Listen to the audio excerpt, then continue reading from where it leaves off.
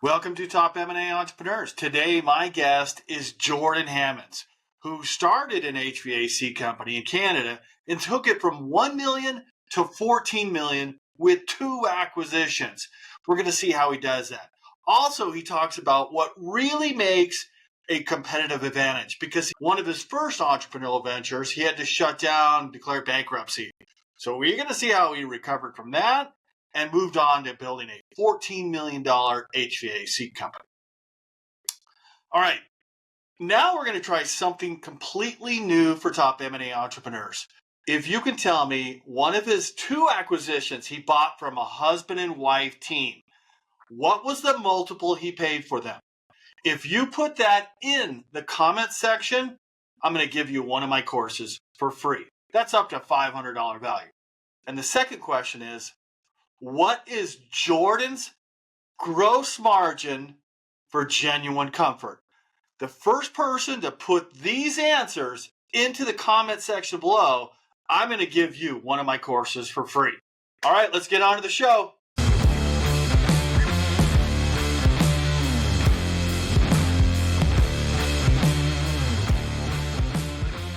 Well, welcome to the show, Jordan. How you doing? I'm doing amazing, John. Thanks for having me on the show. Well, thanks for being here. I wanted to talk to you about Genuine Comfort, what you learned from your journey. Now, you started Genuine Comfort, which is an HVAC company, 2010, right?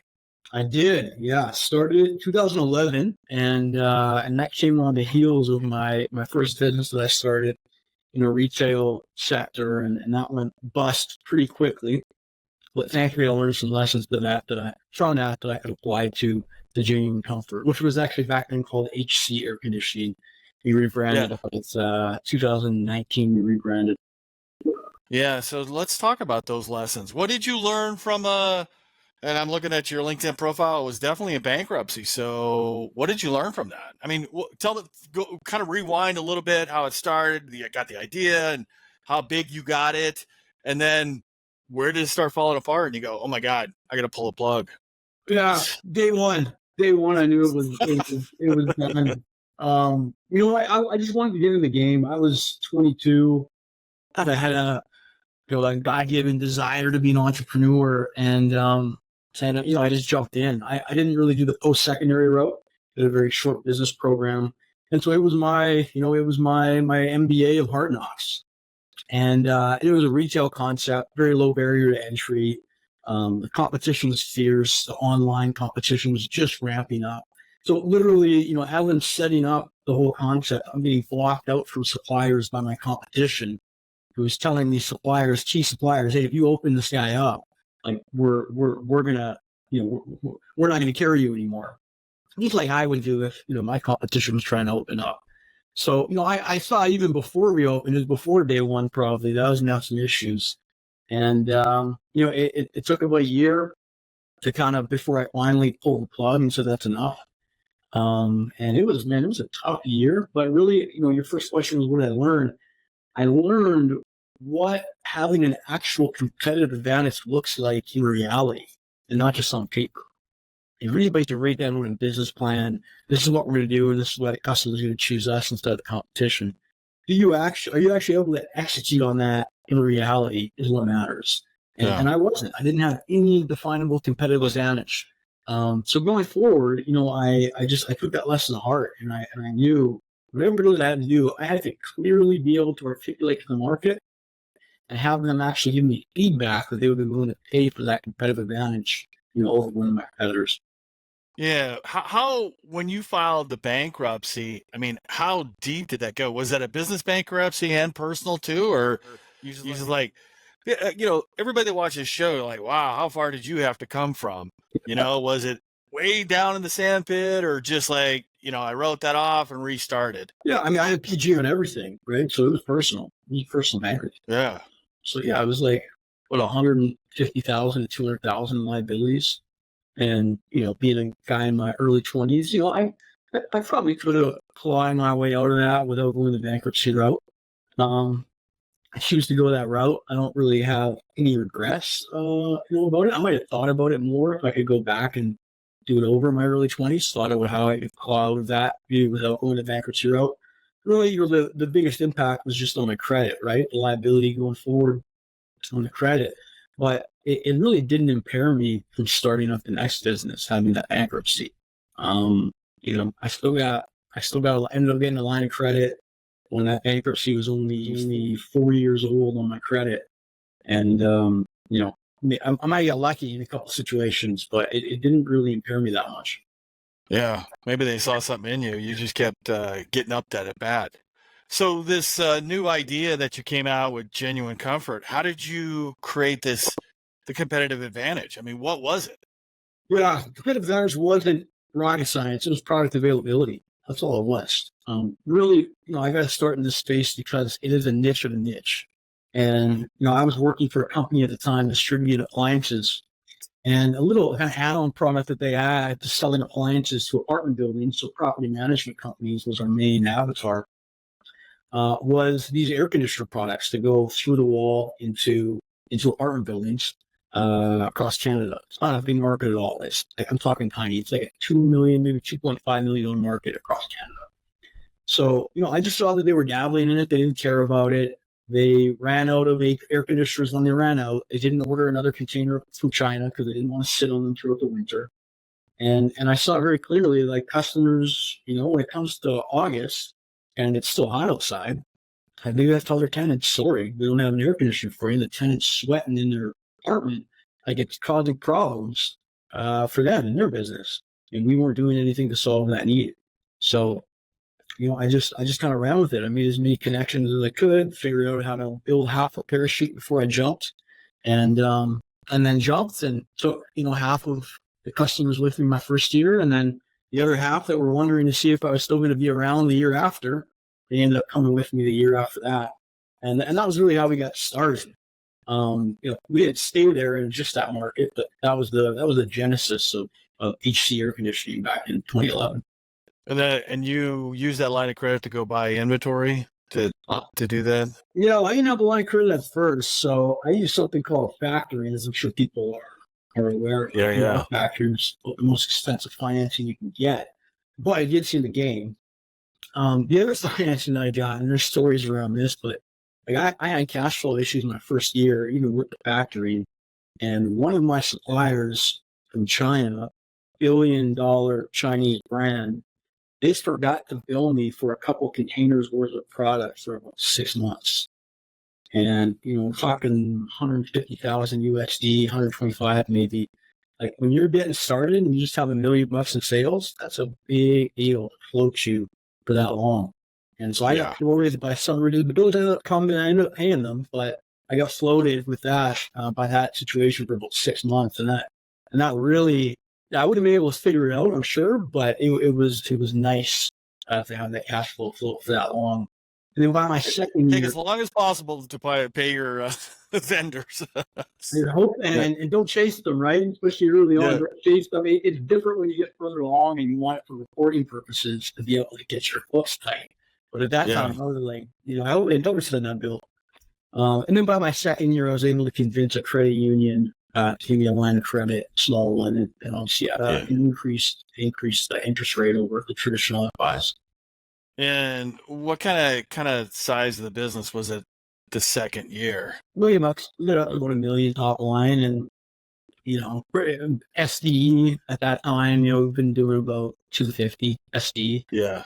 And you're running this all by yourself? Do you have any partners or anything? No, need a bookkeeper. Yeah, need a bookkeeper on all the sales. I mean, it's a very simple business at that point. Very seasonal. You just get product from China and find these property managers that need in window units, and then just supply those. And did you do the installation too, or did they have their on-service guys do those? Yeah, no install needed. So we're strictly a distribution company. We don't have any trucks on the road. We don't do any out on the road service. We do tech service and over the phone. So it's a really simple model. It's a distribution model. And I was doing it all with the bookkeeper. There's a warehouse component to it, but that's all 3PLs. There's a procurement component, but that is extremely simple back then. And and then you're just selling and collecting the money.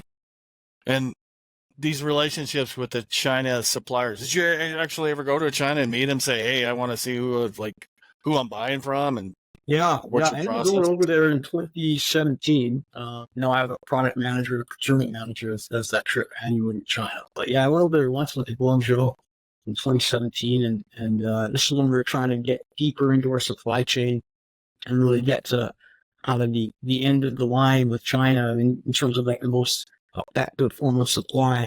In China, it gets confusing. There's a lot of people that are agents that appear like they're actually the factory, but they're not. And you can kind of get muddled in all of it. So I went over there and we finally got to the heart of, who is the actual factory, and let's start a relationship with them. Yeah, and buying more units at a better price. Yeah, we've driven down our costs consistently over the years, and doing the acquisitions, which I'm sure we'll get into. That really helped us just get the knowledge of how to drive those down even further. Yeah. So where were you? What kind of revenue were you at when you started thinking about buying these other companies? And Yeah, 2017, 2018 is when I started thinking about it. I started dabbling with other acquisitions because I was stupid. I started getting outside of my circle of competence. And no entrepreneur does that, right? That's not. yeah, narcissists will punish you. Yes. Yeah. So after I learned my lesson a little bit there, I started focusing on my own space, and we were about 4 million top line, back in 17, 18, and doing. Were you about the same bottom line, about 25%? 15% on the bottom on there. Yeah.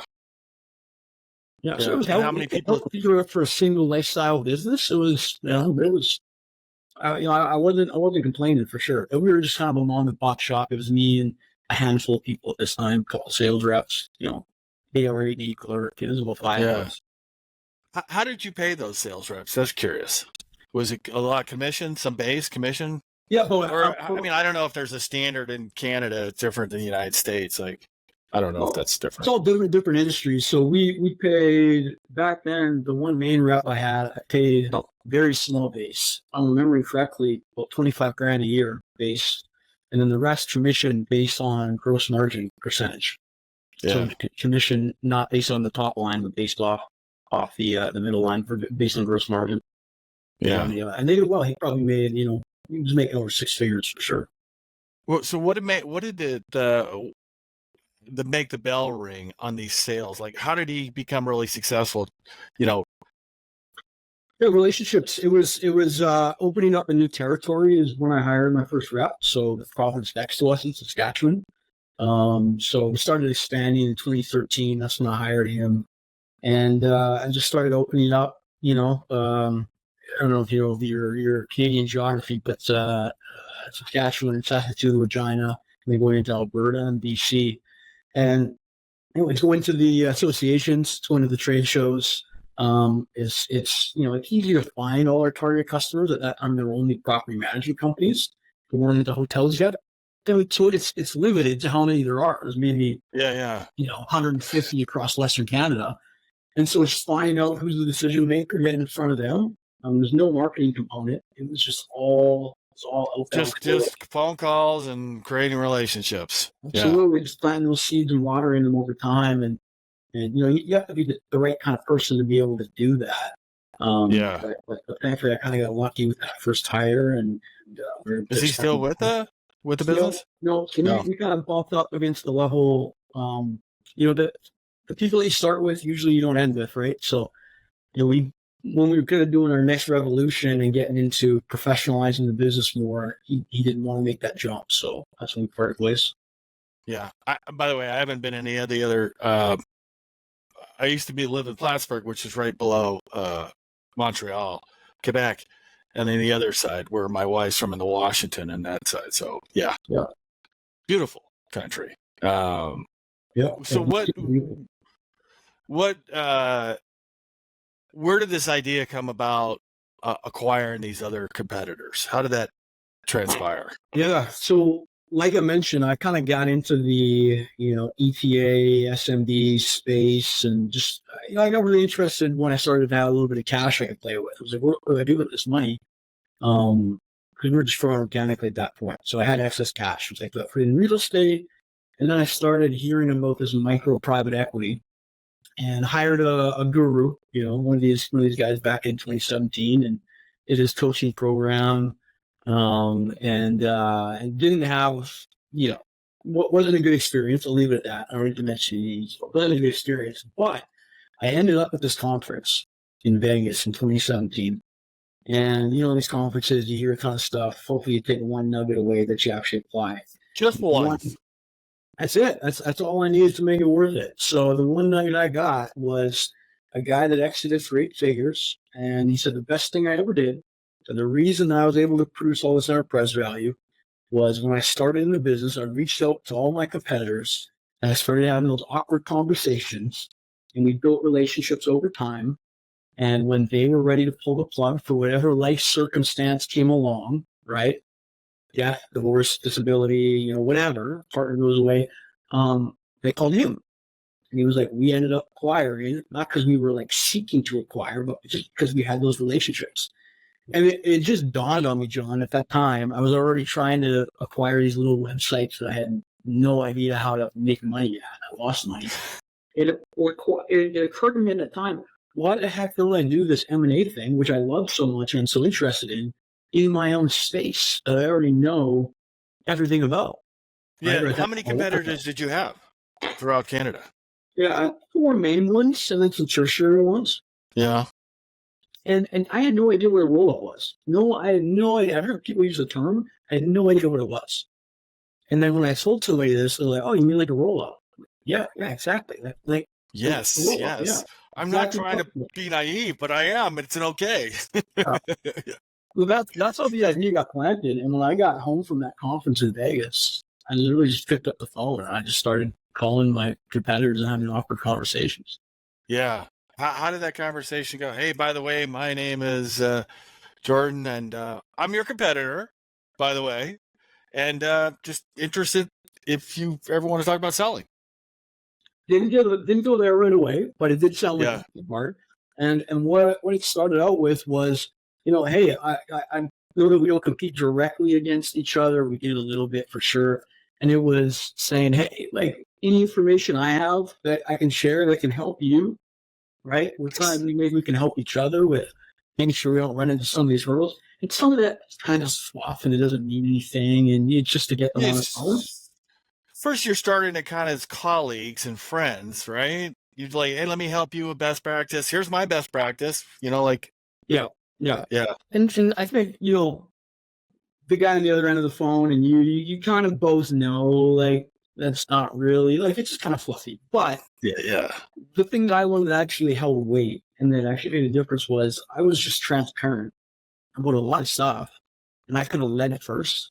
Like, not like giving away anything proprietary, but like really there is nothing proprietary in our business. So I would just tell them, like, hey, this is kind of what we're doing revenue-wise. This is what we're finding on the cost side. This is what we're finding with suppliers right now. Like, I would just lead with all that. And were they providing the same suppliers? You had to go to China or different people completely? Because I've done some China business and like there's so many people that build the same thing. Yeah. But you're right. Yeah. No, there's definitely some of that. So some of my competitors were different suppliers, different supply chain. Some were getting supplied by the same people, just put a different name on it. So it was both. But the point being, I led with that vulnerability first. And then over time, you got to take one conversation, right? It takes 20.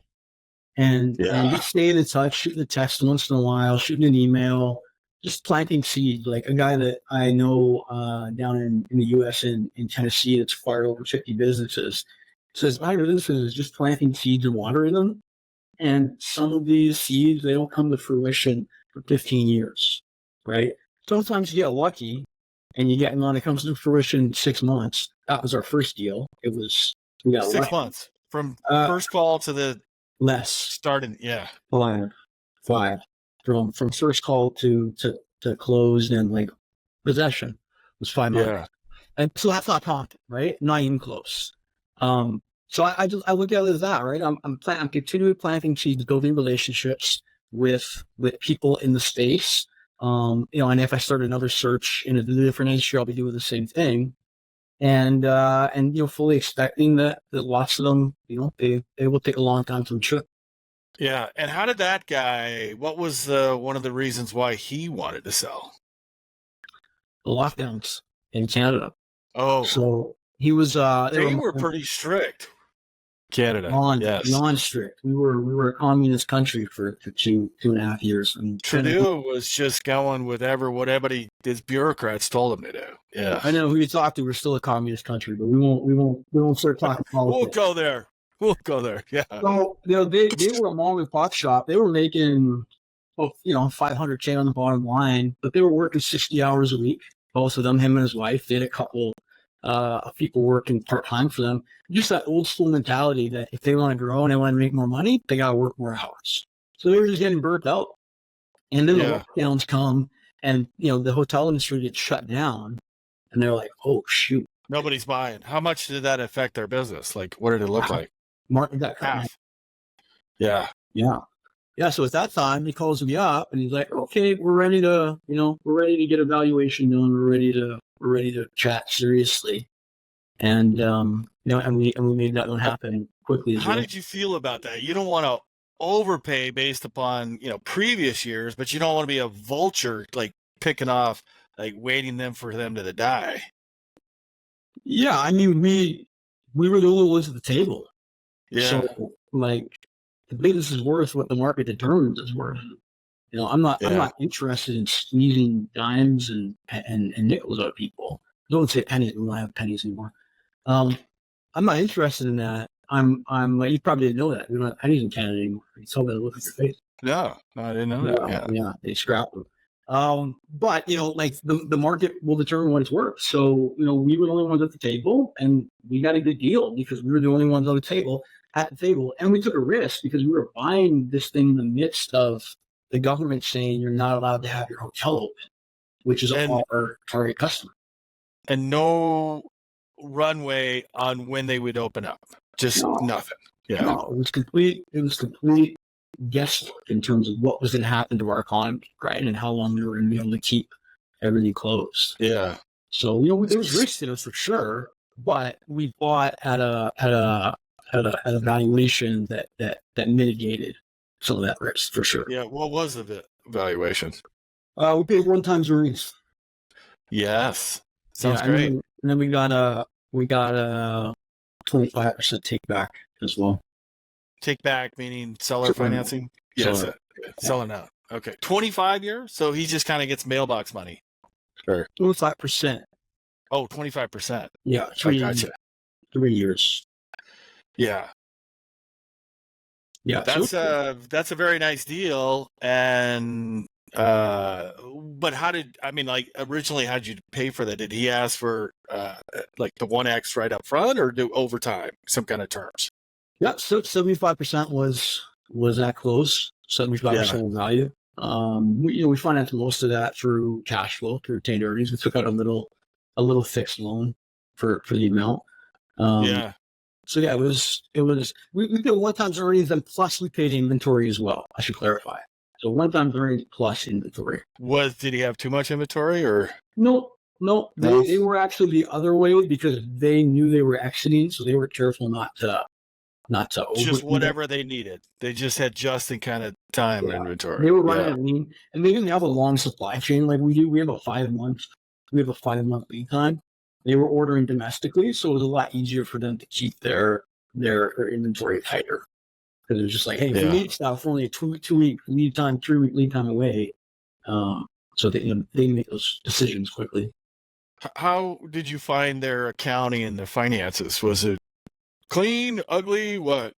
Yeah, clean. They were using Sage. They were on top of the books. I had a CFO at the time. He's now on my fractioning CFO on my board. And he did a great job with 2 acquisitions. I couldn't have done the integration just myself without him. And he did an awesome job on the book side with the details. And we ran into a couple small issues here and there, but just like the regular stuff that you bump up against in deals. By the way, Sage is definitely a level up from QuickBooks, so that tells you something about the financial integrity. We had 0 issues there. The integrations on both of them were were fairly smooth, except for the people component on one. Our first one we did was a little messy. How many people did he have? Oh, this was our second deal, the one we're talking about, and he had 0 people. It was He's at 0 people. part-time people, and then him and his wife each putting in 60, 70 hours a week. And they'd actually let go both their part-time people during the lockdowns. So it was literally just him and his wife. So there was no people transition with that second deal. Oh, interesting. What did that do to your business even though the business cut in half, what did that do to your business, like in then revenue and then the customer list? Basically, you're buying a customer list too. Yeah, pretty much at that point. That's the asset. Yeah, it's when this year, I mean, again, it was a bit of a bump. I think their biggest year they did $5 million. So, the initial bump was $2 to $2.5 million. And that's as the market started to come back in late 2022, kind of mid to late 2022. We bought the business in April of 21. So then you really start to see it in the subsequent years as the market comes back, as the integration happens. It took us we're gonna do a 14 this year.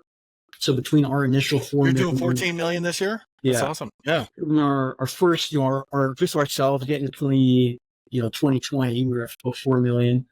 And then we tacked on about another 5 million from the first acquisition. And then this last one's about another 5 million. So the second one was the mom and pop where the two were putting in 60 hours. What was the first one? Yeah. So the first one was very interesting. First one was a micro PE owned, basically orphan business. That they cast off, didn't want, or come to you, or what was it? Yeah. They were just done. So they made, it was a bit of a nightmare from the beginning, I think. I won't get into too many details, but they bought it and it wasn't what they thought they got. And then they made 2 bad executive hires that blew up the payroll, ill-fated U.S. expansion, which many a Canadian company has done. And that's always the dream, isn't it? Oh yeah. How do we tap into that golden goose? Exactly. And it's there's few small businesses that I've seen make it work. So they were just done. It was not profitable, way too many people, and they just had no outlook of how they get back to the black. And in these companies they have like a business is a SKU to them, right? It's a product to them. Yeah. It's just like, is it making money for us? Is it move the needle or is it not? If it's not, you gotta dislodge it. Yeah. And it's taking money out of the system. So for every year they have to run this unprofitable business, it's not only we're losing that money, but we're losing the opportunity cost of what that capital could do for us in our system to buy another business that's growing at a growth rate of 25%. There's a threshold, like a 30% IRR or 35. It's not, it's out. Yeah. Yeah. And then this was well below that threshold. Yeah. So it was an interesting situation. I hadn't talked to them before, and I just had this gut feeling one day, like, hey, it's time to talk to these guys. And from the day that I called, we had an LOI signed 2 weeks later. Was it the owner that you talked to get to this PE-owned company, or was it somebody employee? CEO kicked us up to the PE backers. Yeah, and then we were dealing with the managing director and the guy who's operating the Portco. Yeah. We got an LOI signed real quick. It was an amazing first deal to do because doing a deal with a PE company is like no emotion, just all business. They don't or something. It's just a deal for them. They do it every day. And these guys were awesome to deal with. I still keep in touch with one of them. Me and the owner of the PE company have exchanged some messages, and it was a fit for both of us. They dumped it. We got it. We could make something that had no value for them. We could turn it into a lot of value for us. And it worked out both ways.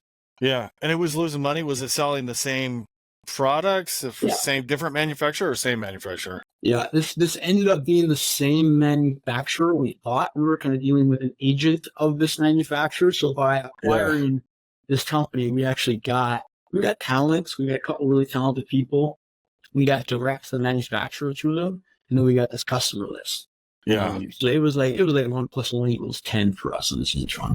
Yeah. So couple of years later, that was definitely a good acquisition. That $5 million in revenue, when it was fully realized and we were out of this government-induced economy, government-constricted economy, it produced $1 million in EBITDA from that one. That's fantastic. Yeah. Plus, one of the most knowledgeable person in our space, product-wise, in the whole country. You brought on staff. Yeah, we got that. Yeah, this individual, massive asset to our team. We got him. Where does that person sit? What kind of role does COO or what? No, they're more of a project leader, people leader. So that was actually a big learning. We actually completely screwed that up when we first acquired it. We put this individual who was their CEO. I kind of just assumed, if this person's running this company, they're qualified to be our COO. And it was not the right seat for them. It was crash and burn. It really showed me the expectations at one company can be drastically different at a different company, even if they're similar size. And we had it took a couple of years to get him into the right seat, to get him where he's effective. But now he's absolutely a massive asset for our team. But we had to get him into the right seat and do a good job. Yeah. We need to manage him. So you're doing about this 2 acquisitions later, you're doing about 14 million. You're still at the same kind of profit percentage? Yeah, we're the step up here right now. So we're doing a big ERP implementation. We got some extra payroll because we're trying to really get an organic growth engine going. Yeah. A little bit lower this year, but where we're at, we should be at 20% on the bottom would be. That's pretty good that's dang good for a distributor. Yeah, typical, like best in class is usually 10%. I mean, I was like 5% of 5% normal. Yeah, 5% normal, 10%, you're doing amazing. Yeah. That's amazing. So what are you doing to get to this 20%? What is it? Low overhead, great prices on inventory. What is it? Yeah, it's a couple things. We've done a lot of good R&D work on our side with these kind of niche products that we've been able to drastically lower our COGS on. But also produce a great unit, and so kind of our cash cow product. Would be 60 to 65 links gross margin on this kind of cash cow product that we have. That's amazing. Yeah. So we put a couple $100K into it, a few trips to China. It took some years to get there, but it's so now you're just doing R&D and taking it to them to design versus just buying off the shelf. Yeah, exactly. So we can have this partnership with our manufacturer now, which came through this gentleman who I'm talking about, who we were able to hire from this acquisition. Without him, we wouldn't have any idea how to do any of this stuff.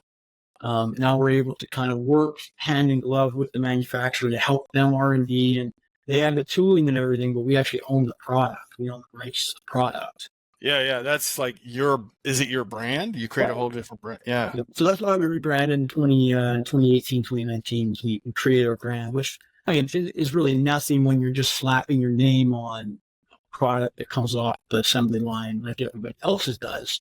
Yeah. That's what Whirlpool and all those Maytag do. It's just like it's the same product, just like a different brand on there. Yeah, they're based on Ultimedia, which is that big Chinese company that forgot to film me for 6 months. $35 billion company. But yeah, we've been able to actually R&D a couple of our own products that we own the rights to, and that's that's where a lot of the persons come from. So, it's kind of interesting because you were able to see this. You were doing what everybody was requesting, and all of a sudden you saw this niche. So, what is this really lucrative niche? Is it the unit over the window, or is it still in the window? Or under the window, in hotel rooms and senior living and apartments. Yeah, it's a small market, and there is a barrier of entry. Like you're going to need some capital to be able to compete with us now, because you got to be buying containers from China, and it's not like it'd be extremely hard for somebody to start up, but there's a barrier of entry, but it's still small enough where the big guys aren't saying, "Hey, like let's focus here." Stay off the radar of people with some big financial resources. Yeah. How big is the market for you? Like you said, you're investing in some R&D and some ERP. Is there some other markets you're going after and acquisitions you're looking at? Yeah, so we're still trying to roll up the rest of the Canadian market. So Canada's 30 to 35 million. We got 14 of that. So we're working on just a couple Are you allowed to do that in Canada? Because we have this, rules down here that you can't be a monopoly. You can't buy up all the distributors. like for like a 35 million hard the bonus, you think that think the regular Somebody might file a lawsuit. Yep, somebody might file a lawsuit. If you buy up 5 of them and there's one less, and you see differences, you can't compete. They'll file a lawsuit. Yeah, Guaranteed. Yeah. Different year for sure. There's nobody that would even to operate or might. Yeah. Yeah. Interesting. And what's that level at? Like what is a monopoly? We're just a lot less litigious up here, right? Too. It's a big difference. Well, you're in private equity EBITDA numbers now. Are you getting calls from somebody wanting to buy you and help you out? Yeah, to grow? Yeah, I get a few. We've made a couple of lists of Canada's fastest growing companies in the last couple of years. So there's people that just scan those lists. That'll do it. So I call once in a while, but nothing. Yeah, I'm not looking at anything. Until there's so much value left on the table for us. Yeah. For me, it doesn't make sense. I might take some chips off the table at a certain point to try to diversify a little bit. Straight on the right minority partner. But not looking at selling the majority anytime soon, unless some stupid kind of number comes across my desk. Yeah. How are you making those decisions? Like what opportunities to go for? Do you have a board of directors now, or is it just still Jordan Hammond? Yeah, I have a board of advisors. So we have a leadership team, which is relatively new and we're developing. I'm in the process of hiring my COO. I'm in the CEO visionary seat right now. I'm not sure if you're familiar with EOS, but we've run Yeah, so we're a big EOS company. Just got back from the conference a week and a half ago. Been running on EOS for 6 years. And so finally hiring my COO, slash integrator. And been running a pretty big process the last few months and we're almost there. So in other words, we got talent at the table, and then I recruited a board of advisors, just team of 3 board of advisors. So it's not it's not board of directors, the board of advisors. Board advisors. What do they look like? I mean, we kind of look at somebody that's already been there, done that, bigger than us, and one guy can offer a board. One guy's got extensive experience in distribution. So he's been COO of companies, $300 million companies. He was a PE kind of hired gun to go in. And so he knows distribution in and out. Another guy is a guy that's been in distribution in the telecom space. He's had 3 exits, part of my network I know really well. And then the other guy is my former CFO, who is now a fractional CFO for me. So he has all the context on the business, really smart guy from the analytics and finance and accounting side. And so, somebody gave me really good advice when I was starting to think about a board of advisors. They said, seek a board of advisors that actually wants to get context on your business or already has it. If it's just doing a quarterly board meeting for the sake of one, and you're just reporting out and they're just looking at, what's transpired, there's no value there. That's going to be a board that actually seeks to understand the business and the context and then seeks to add value through your network, capital, advice. Well, your bottom line, if you're bringing in a guy in distribution, you say, well, I'm at 25% margin now. How do I buy products, cost of goods better, get them shipped here faster, everything costs less there, I put more to the bottom line. Yeah, they speak the language, they've already been there. So, we're only 6 months into this, so we're just learning kind of how to create this effective relationship between me and the board. But yeah, there's I think it's going to be well worth the return, well worth the investment that we're putting into it. Yeah. And so let me just ask you a couple of questions, like the best decisions you made, worst decisions you made on this. Like, don't do this. Like somebody listen to this, goes, don't do this or do this. Related specifically to what? Just growing this business and growing these acquisitions. Like, I mean, one of the egg is like, don't go outside your core competencies. That's a great decision. Yeah, I won't repeat that again, but that's 100%. They'll chase the shiny coins. Investing earlier in a leadership team, like if I would have done it earlier, if I didn't redo it, once I saw the trajectory of where the business is going, I think I waited a little bit too long hire that leadership team. And What were you seeing to make that decision? Were you coming up against like a flood of decisions you had to make and you weren't making them fast enough, or what? I mean, so the team is growing and need to be able to expand the leadership to be able to lead and manage these people effectively to be able to add value to the business, or else not like just get burned out. And I don't want to be the type of entrepreneur that works 60 hours a week. I don't. Yeah. I work 25 to 30 hours a week, and I'm going to keep it that way. So for me, it was like, how do I go find talent, and how do I get good at recruiting and hiring talent? And I'm not saying I learned everything there is to know about that, but I've been a lot better in the last few years. And just being, truly seeing that investment in the leadership team as an investment and not a cost. Like, as stupid as it sounds, it's like, it's going to cost, a lot to have a fully functioning leadership team that's leading each department. Our leadership team is going to be around 700, 800K a year when we have our COO on board. That's you can support that 14 million top line, 50% or 40% cost of goods. Yeah, like still do that. It's an investment that will produce fruit not only now, but to get us to our BHAG, which is to be a $50 million company by 2030. So that sounds like it's going to require a number of acquisitions. Do you have an imperative over the next, 7 years, 2030? Yeah, we don't need to cut happen. We kind of get there just organically. No way. So yeah. I'm always working on, like I said, planting and watering those seeds.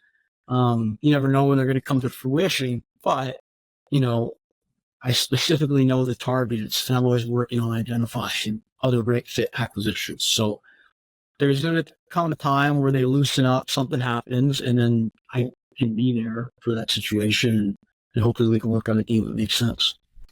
I was just curious, how is the numbers that you looked at when you were running $1 million company changed to the numbers you're looking at today? Like, what are your CEO and your managers like? What numbers do they give you that you could tweak a little bit? Hey, we got to focus on that, or what do we need to do?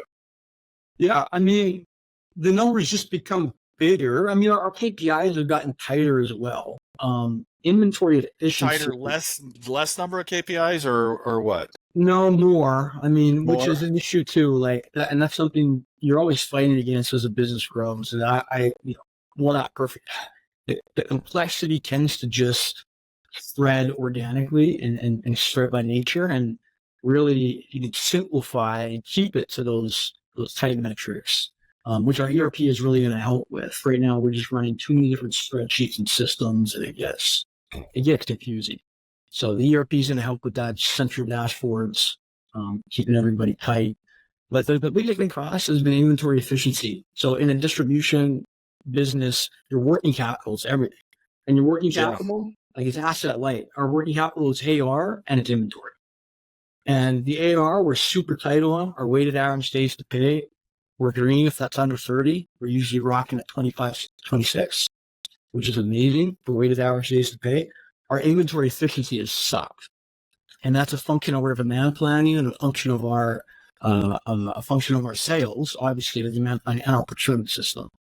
And that's the area where we've just been brutal. Like, we're running at 2 turns right now, trailing 12. And just 2 turns. And you should be, your new inventory board of advisors said it should be what? Well, they did not tell me that. We kind of got the context. About 4.5 would be 4.5 where we should be. Yeah. But it's hard when you have a 5-month procurement cycle. Like, that's a long time to predict out. So it's simplifying, and it's getting the communication flowing really easily between revenue and procurement. So that's a focus for us in terms of just efficiency. And then the other big one would be revenue per employee. We're running pretty low there in terms of efficiency. We should get over $1 million top line per employee, and we're running at like $1 million per employee. Yeah, best practice. We're running about 550, and that's that's kind of cultural changes that need to be made. It's efficiencies with the ERP system that need to be made. It's training, developing, growing people, pouring into people, personal development. Yeah, well, you get more turns to 4.5 to 5, you'll get there. Yeah. Yeah. So we're certainly not a perfect business. We got tons of opportunities and internally and externally. It's the question is always which one you focus on now, right? Because you can't do it Right. Well, fantastic, Jordan. Fantastic story. I really appreciate you spending time on the show. Last question. What kind of businesses are you looking for to acquire? Yeah. So going outside of our space, I'm always looking at acquiring, within our roll up, but I'm looking at launching another search, hopefully in Q4. That will kind of be my new platform once my COO is ramped up and I'm hopefully down to less hours per week. And I haven't determined exactly what niche I'm going into. I'll kind of tell you my thesis. My thesis is to do the exact same thing that I've done in this industry in terms of identify that niche and go deep on that niche. So I plan out starting pretty wide with a broker outreach and, getting 20 to 30 LOIs in order to determine where actually I want to focus and then deep diving on that focus. Because not this niche, a different niche, or because this is kind of my next, like when I get to the next platform. So okay, we'll be ready to grow in this, but the COO is really going to be executing on the business plan. We got a very experienced COO coming in, and hopefully it works out. But maybe just to leave with one thing, one of the biggest takeaways from all this was these 2 acquisitions that we did that added a ton of value, a ton of our enterprise value. Any financial buyer that would have looked at me would have walked away instantly.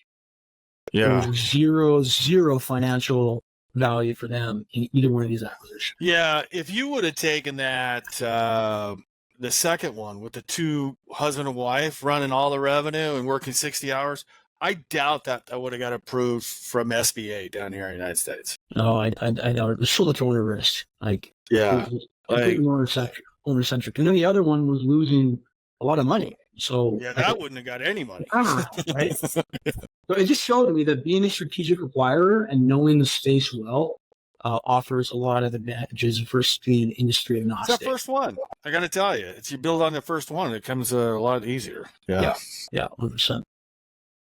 Jordan, thanks for being on the show. John, appreciate it. It's fun. All right, let me stop.